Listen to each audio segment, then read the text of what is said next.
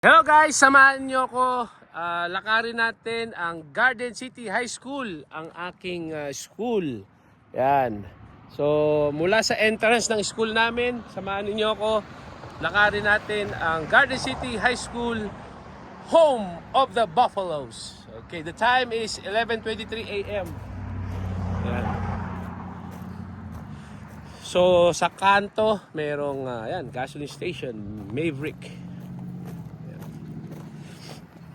Tapos yung school namin, tignan niyo parang airport sa sobrang laki. At may kasama tayo dito, dalawang nagwagwapuhang mga Ginoo, batang-bata. Yan. 30 years ago, napakabata pa itong mga to.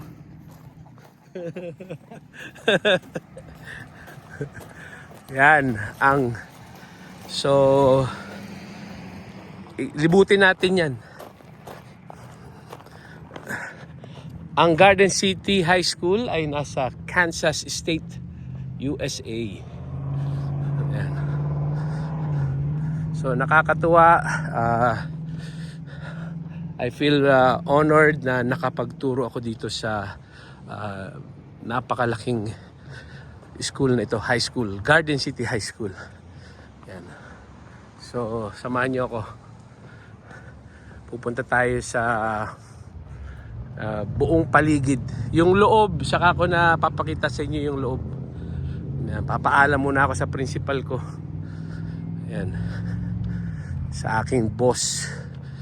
Mag-take ako ng video sa loob. Ayan. Hindi ko pa nalakad yung buong school kasi napakalaki. Napakalawak. Ang area ko, doon ako. Yan, dyan yung aking area. Yan. So ito, dito sa area na to madalas hindi pa ako nakakapunta. Okay. Lakarin natin kung anong gaano kalaki, kalawak itong Garden City High School. Yan.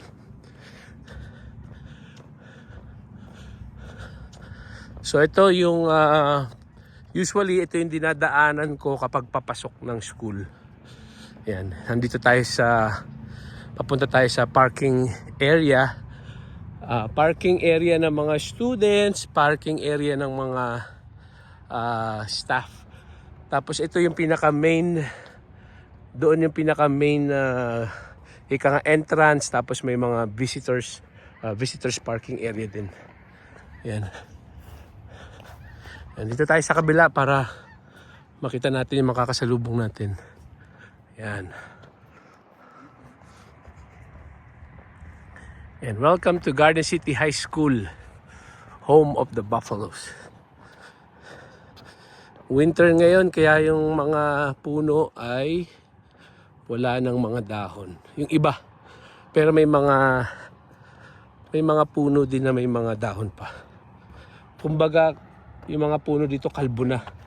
Kalbo na. Kalbo na, Brad. Kalbo na, Brad. Kalbo na. Kalbo na. Kalbo na. Kalbo na. Dami mga kalbo rito, guys. Ayan, oh. Tignan niyo yung puno, kalbo. Tapos yung naglalakad. Oh. Kalbo na. Oh. Winter po kasi. Hintayin natin, tutubo din po yan. Itong mga to, tutubo pa. Pero yung mga buhok namin, ewan ko na lang. Ako sa akin, wala na. Nagpatattoo na ako. Yan, kaya hindi ito tutubo. Okay. So, moving forward, ito yung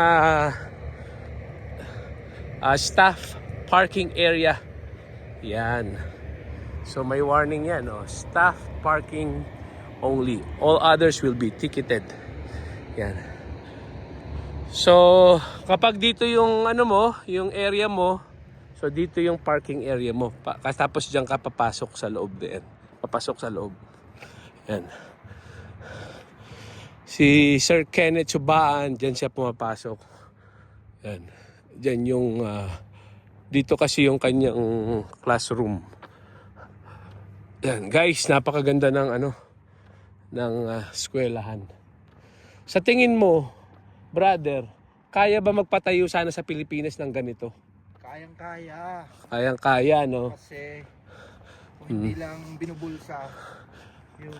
Kayang-kaya talaga. Oo. Ang yaman ng Pilipinas. Ang napakayaman po ng Pilipinas eh. Kaya makikita natin, no? Sa government natin, may mga insertions na napakalaki. Tapos may mga budget na ngayon lang natin nalalaman na meron pala silang ganitong budget.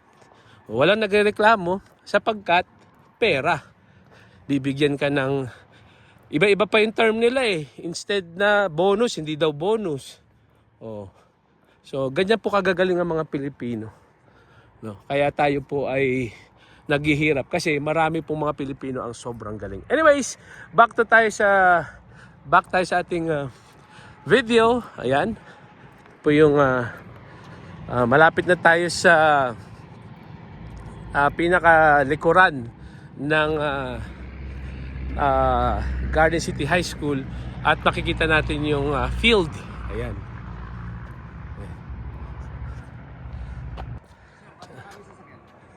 Ayan. Baka may merong Auction yan. auction. Parking lot ng isang parking lot ng isang contractor. Ayan, nandiyan ang parking lot. Tingnan niyo po yung eskwelahan namin. Oh, parang airport. Meron. May maraming aratelis. Ayan, no? Tapos, maraming mga pine trees. Walang problema sa Christmas tree. Oh, nakakatuwa.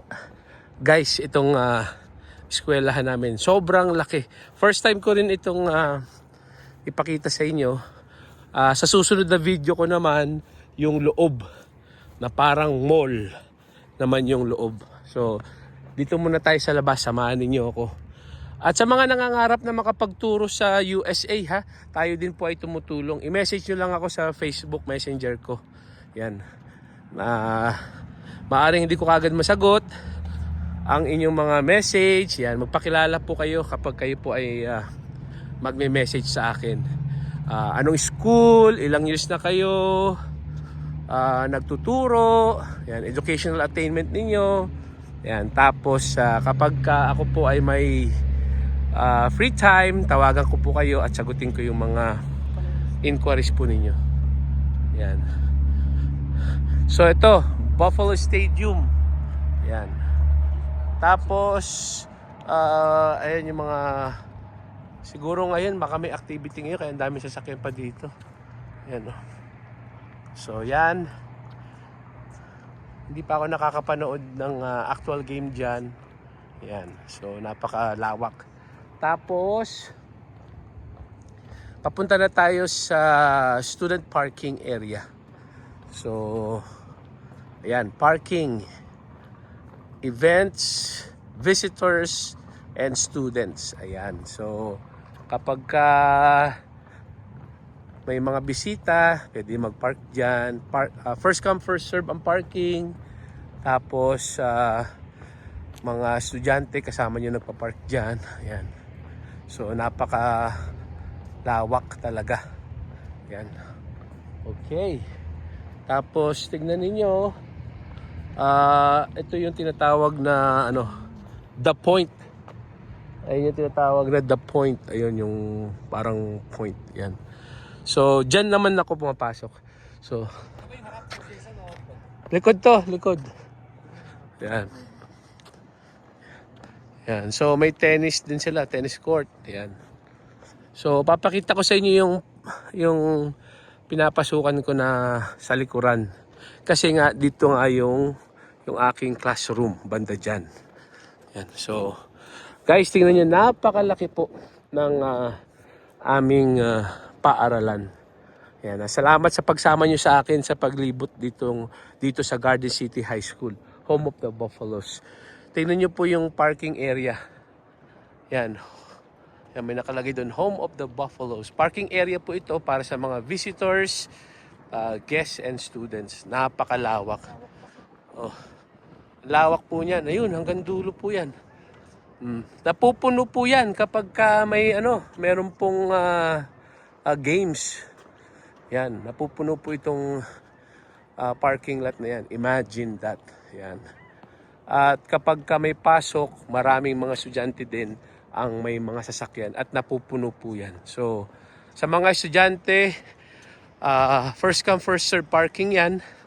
So, paunahan sila sa pagpasok. Yan. So, ito, nandito po tayo ngayon. Yan yung tinatawag na The Point.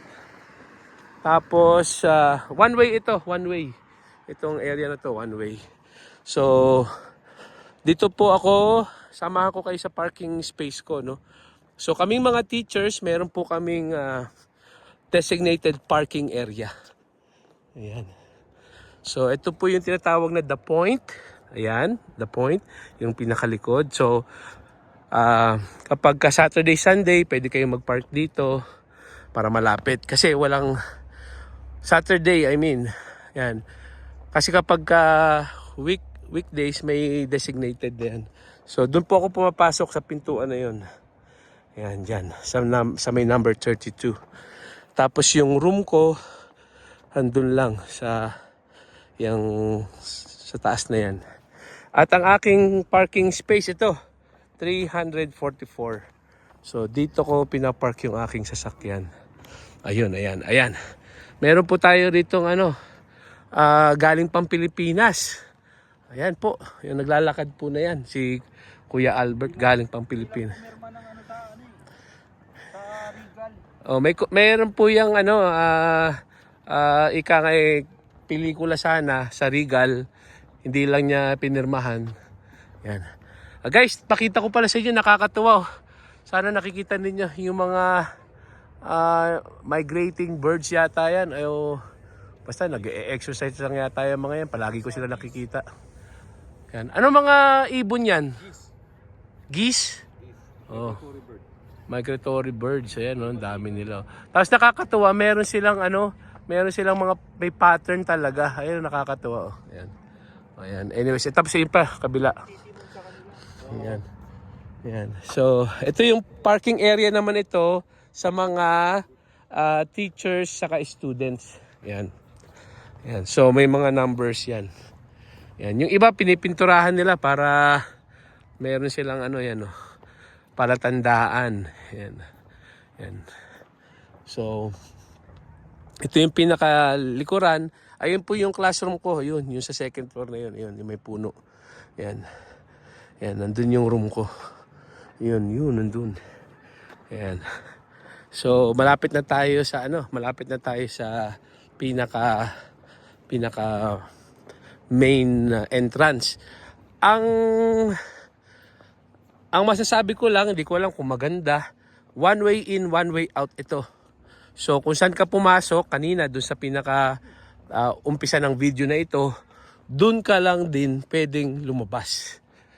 So, wala nang ibang exit. So, I don't know kung maganda yan kasi kunwari may nagkabanggaan doon, wala nang ibang lalabasan. Wala nang ibang pwedeng exit in case of emergency. Pero kung isipin naman natin yung safety, so kung may papasok dito, wala na iba silang lalabasan kundi doon lang din. So, depende, no? So, yan, malapit na tayo doon sa pinaka main entrance ng school building. Yan, tapos nakikita ko parang mayroon pang green ang tawag mo dito? Ang tawag mo dyan sa green na yan, mga building? Greenhouse, ayun.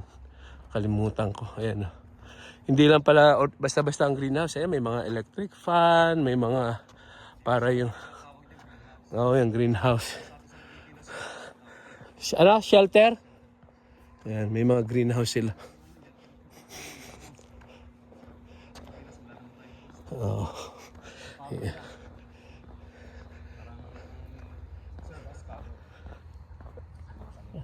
Ang kasi dito, kaya may mga greenhouse kasi yung tama yung sinabi ni Sir, yung frost na sa Pilipinas ay siguro sa Baguio lang meron. Na other sa iba pang part ng Pilipinas ay wala naman. Sa shortcut. Wait lang, pakikita ko lang 'tong pinakaharap bago tayo diyan dumaan pabalik. So dito kami mamaya dadaan pabalik. Yan yung shortcut. Ayan. So ganda ng mga bahay dito. Sa tabi ng eskwelahan. So ito ang Garden City High School. Kapag pasukan at uwian na, punong-puno ito ng mga yellow buses. At yan. So ito yung pinaka-facade. Garden City High School. Tapos doon tayo galing kanina, doon tayo pumasok. Yan. So next time sa loob naman tayo, no? Maraming salamat at salamat sa kung kayo pa ay nanonood hanggang ngayon. Salamat sa pagsama sa akin. Yan. So welcome po sa Garden City High School, home of the Buffaloes. At ako po ay isang special education teacher dito sa eskwelahan na ito. Yan. So kasama ko to mga kaibigan ko rito. Ang mga asawa po nila ay mga teachers din sa iba't ibang schools dito sa Garden City, Kansas. So maraming salamat. God bless you all.